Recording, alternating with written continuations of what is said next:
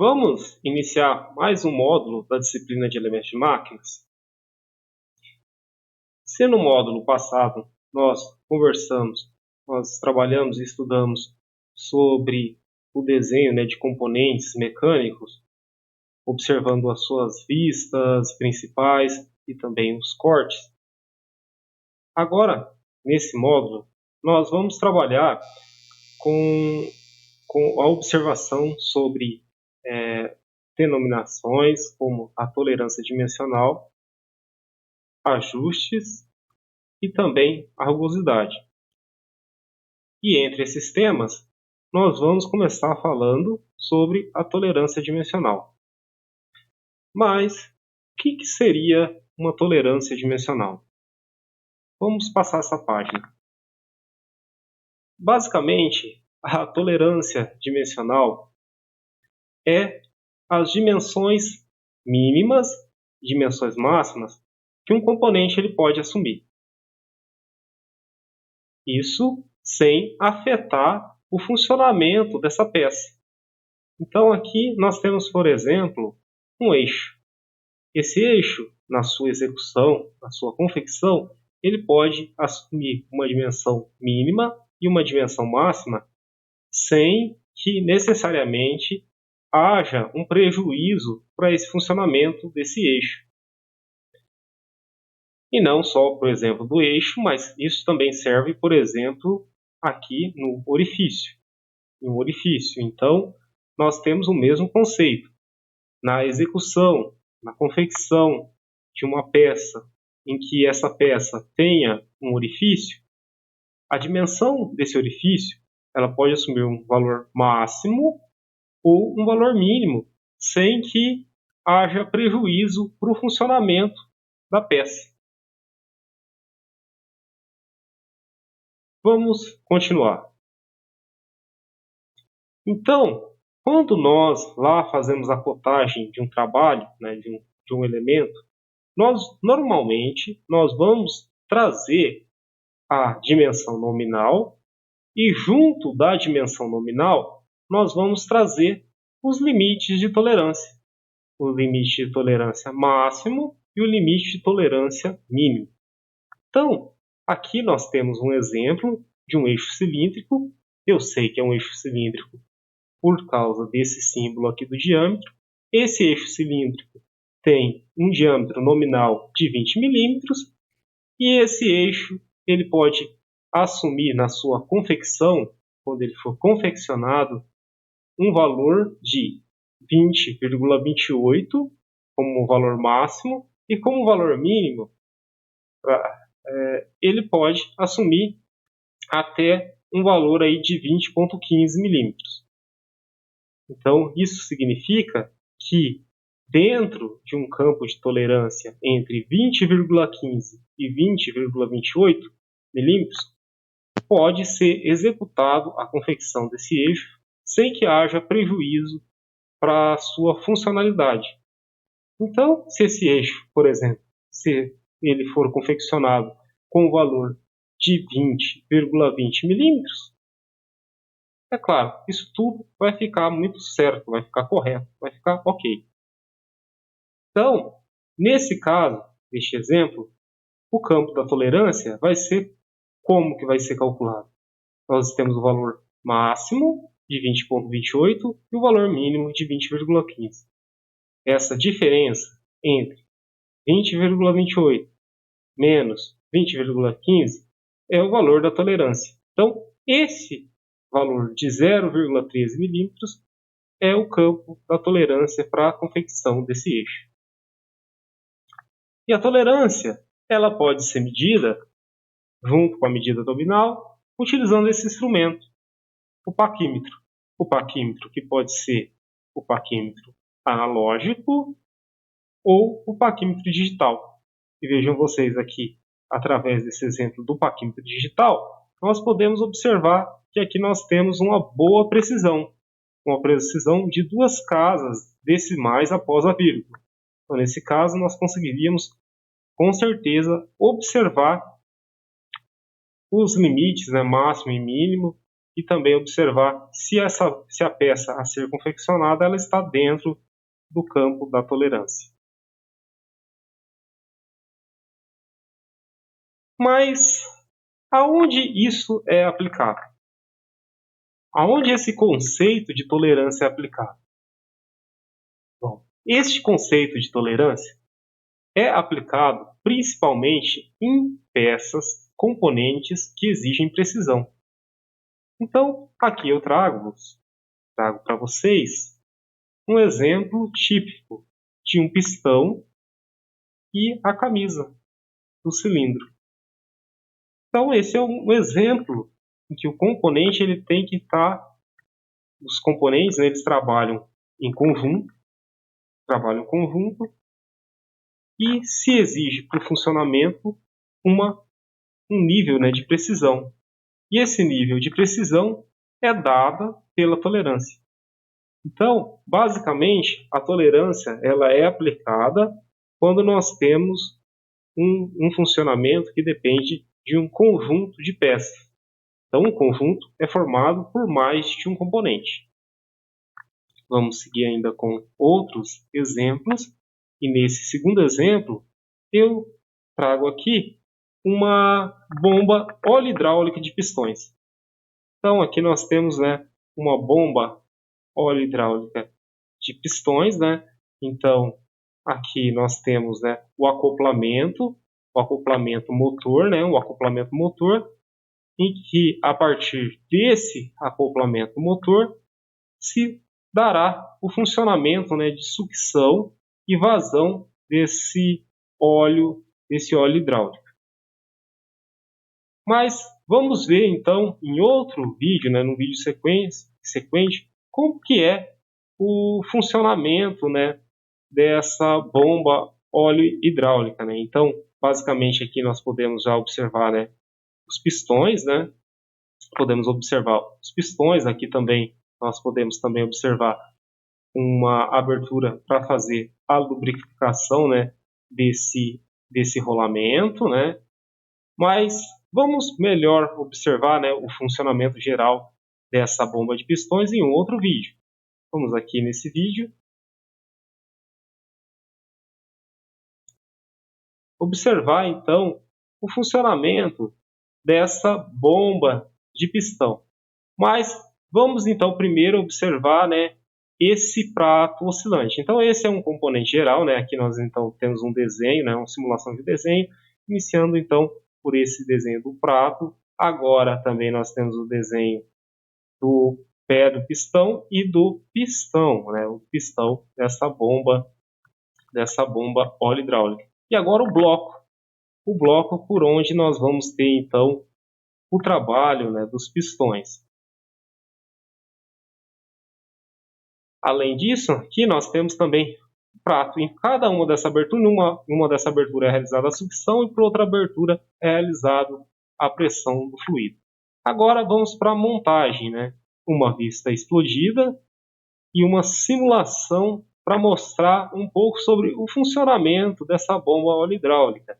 Então aqui na parte abaixo nós vemos o prato oscilante e como que funciona. Em uma fase, aqui provavelmente, nós temos a fase de pressão e na fase abaixo, onde nós temos um plano inclinado, né, menor, nós vamos ter a sucção do fluido. Pressão, sucção do fluido. Então, sucção, agora a pressão, né, desse fluido. Então é assim que nós temos, né, o funcionamento dessa bomba óleo hidráulica, e nós vemos, né, que então aqui nós temos um conjunto de componentes.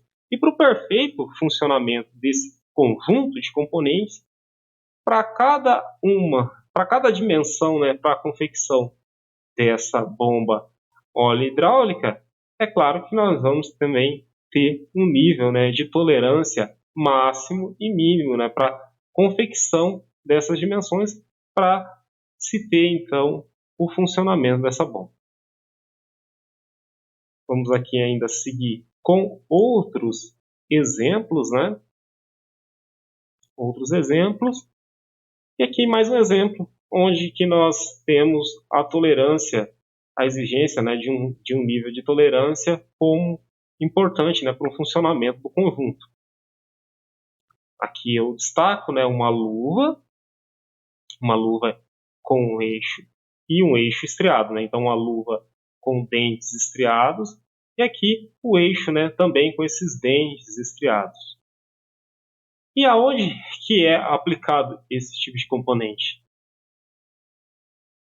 No sistema de transmissão, né, dos automóveis ou no sistema de transmissão, né, do trator, mais especificamente na caixa, né, de transmissão de marcha, nós temos esse tipo, né, estilo de eixos aí, eixos estriados, né? Porque qual que é a vantagem, né, desse tipo de eixo? Vejam que eu consigo, né? Veja que é possível deslizar esse eixo estriado ao longo do eixo longitudinal. Então, esse aqui é o eixo longitudinal. Nós conseguimos deslizar esse eixo estriado de uma forma longitudinal. E ainda por cima, nós conseguimos também, né, é possível fazer a transmissão, né, de um movimento de rotação. Então é possível se fazer um acionamento no sentido da rotação desse eixo e no mesmo instante ainda é possível ter um certo nível, né, de movimento axial. Então existe o movimento de rotação, e ainda é possível também se ter um certo nível, né, de movimento longitudinal. Outros exemplos de aplicação, no nosso caso, uma aplicação agrícola, é o eixo cardan. Então, aqui também é um caso que é necessário, né, tolerância, né, um nível, né, de tolerância para a execução da confecção desses componentes, porque aqui, por exemplo, nós temos a barra, nós temos esse tubo, barra e tubo. A barra, ela não pode ter exatamente a mesma dimensão nominal da abertura do tubo. A barra, ela tem que ter uma dimensão um pouquinho menor do que a dimensão do orifício aqui quadrado do tubo. Mas esse pouquinho menor, ou aqui nesse caso, né, do tubo um pouquinho maior, isso vai ser determinado, vai ser especificado pela tolerância dimensional. E nesse caso também, né, do eixo cardan, é possível se fazer então a transmissão, né, de potência através da rotação e também é possível ter um pouco, né, de movimento nesse sentido aqui longitudinal. Então, se faz a transmissão de potência por meio da rotação, né, do eixo, né, que está acoplado na árvore cardan, e ainda é possível se ter um pouco, né, de movimento longitudinal. E ainda, né, além de tudo isso, né, nós temos aqui todos os outros componentes, né, desde o terminal, né, que vai acoplado lá na árvore, né, de tomada de potência, a cruzeta, terminal fêmea e todos esses outros componentes aí que fazem parte aí, então, desse eixo cardan. Aqui um exemplo prático. Então, mostrando essa aplicação ali do eixo cardan e mostra, então, aqui nesse caso, né, de um implemento, né, de uma máquina de superfície como a roçadeira, e nesse caso, né, é necessário se ter um certo nível, né, de movimento devido às imperfeições, né, da superfície do solo. Então, com essas imperfeições da superfície do solo, a máquina ela vai acabar tendo um certo nível, né, de movimento nesse sentido vertical ou nesse sentido longitudinal. E isso é possível, né, esse certo nível, né, de movimento ali vertical ou longitudinal, devido a essa característica aqui do eixo cardan ser possível, né, então também ter um certo nível, né, de movimento aqui longitudinal associado com, é claro, a rotação acionada pela tomada de potência. Ainda seguindo com outros exemplos, né, de aplicação onde a tolerância é importante, né, sempre enfatizando que a tolerância ela é importante sempre quando nós temos, né, o conjunto, né, de dois componentes ou mais, né, montados. E aqui eu trago um exemplo, né, de um conjunto de transmissão utilizando ali polias, né, e correias. Então, nesse conjunto, né, nós temos a polia, nós temos o eixo e temos também os mancais.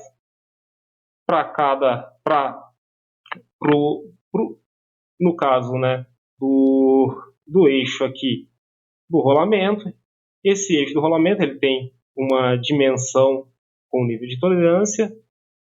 O eixo também ele vai ser confeccionado com sua dimensão nominal, mas também respeitando, né, esse nível de tolerância. Mesma coisa aqui também, esse orifício, né, esse furo aqui junto da polia. Mas, seguindo sobre essas características, né, técnicas, falando sobre a tolerância, vamos então analisar a medida junto à cota. Então, quando nós temos, né, uma dimensão especificada dessa forma, nós temos a medida nominal. Quando nós temos esse tipo aqui de apresentação, nós temos uma medida com a tolerância indicada. Então, nós temos a medida com a tolerância. Neste caso, nós temos uma medida com tolerância com um afastamento superior, e com um afastamento inferior. Então, 30,2 é o afastamento superior e na medida com o afastamento inferior nós vamos ter então 29,9, porque é o 30, é a medida nominal de 30 menos 0,1. Então aqui vamos mostrar, né, os exemplos, né? Então aqui a medida efetiva, nós podemos ter uma medida efetiva, por exemplo, de 30,018. E vai estar tudo certo, porque essa medida ela está dentro do campo de tolerância. Se ocorrer, nesse caso, uma medida como 30,018 ou 30,02, porque é menor do que 30, porque é menor que 30,2 e também maior do que 29,9. Então aqui, novamente, né, trazendo um destaque, né, para esse campo de tolerância superior e também para o campo, né, de tolerância inferior.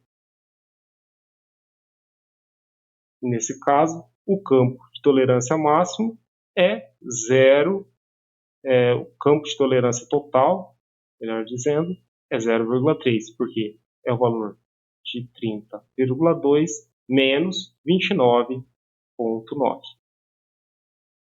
Mas, e aí? Vamos fazer um exercício? Esse exercício, nós temos o seguinte. A ideia é calcular a tolerância da cota indicada aqui no exemplo. Então, nós temos aqui o desenho de um eixo. Nesse eixo, nós temos uma medida nominal de 16 milímetros. E nós temos a tolerância indicada. Uma tolerância indicada de menos 0,20 e menos 0,41.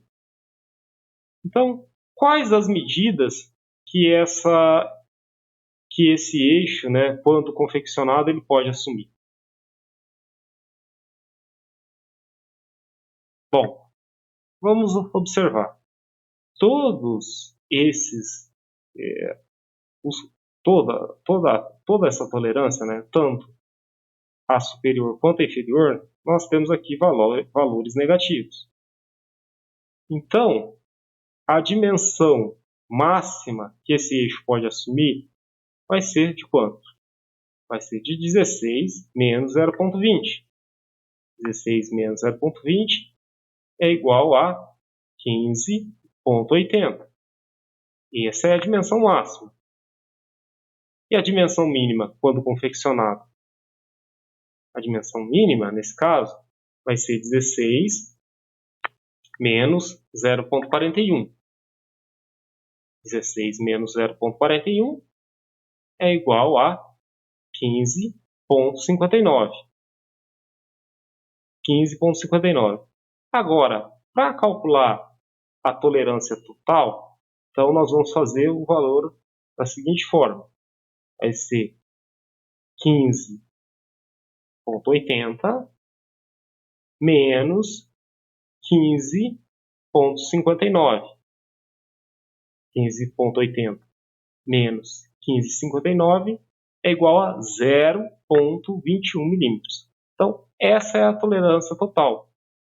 0,21 milímetros. Mas, como o projetista ele vai especificar essas tolerâncias? Como que o projetista vai especificar esse valor de tolerância? Por que esse campo de tolerância, como nesse exemplo, é menos 0,20 e não menos 0,30? Ou então aqui, ele não é um valor positivo? Bom, basicamente, essas tolerâncias, né, são definidas por testes. Então, esses componentes, né, eles são confeccionados de uma forma repetitiva e se identifica que ocorre, por exemplo, um prejuízo para o funcionamento do equipamento, valores, por exemplo, né, utilizando ainda esse exemplo, né, de campo inferior de menos 0,41, se a peça, né, tivesse um campo de tolerância aqui inferior, tivesse uma tolerância inferior de 15,50 milímetros, se essa dimensão fosse 15,50, essa dimensão já prejudicaria, né, o funcionamento da peça junto ao conjunto. Então, essa é uma das formas, né, de se fazer essa especificação, através dos testes. Então, uma forma, né, de contínua, né, repetitiva, né, de testes, né, de confecção de peças e de testes, né, utilizando o paquímetro para fazer a observação, né, as medidas e também os testes práticos.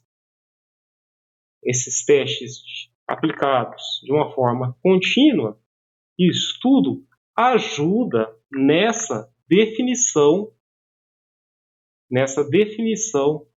desses limites máximo e também no limite mínimo da tolerância. Então, é através de testes, através do histórico de ocorrências que é feito essa definição desse campo de tolerância. Na próxima videoaula, nós vamos trabalhar então com o tipo de ajuste. Até mais e obrigado.